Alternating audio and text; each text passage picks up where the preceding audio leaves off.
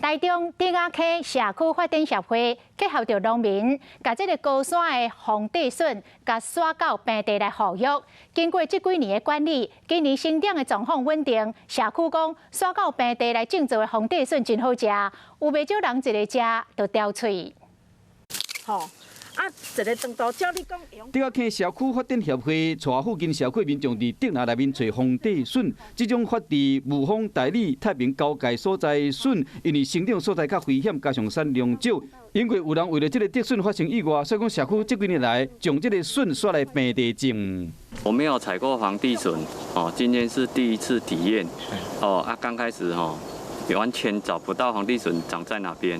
整个范围差不多有1分地，附近的水源真充足。经过社区甲农友这几年来的管理，今年发的情形真稳定。社区人讲，这个滋味真好。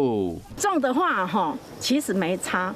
然后我们有发现说，种在这边的那个黄地笋比山上的好吃。丁雅溪社区拍算讲，伫雾峰、大理附近的社区推广种这个红地笋，好大家拢会使食到这个好滋味。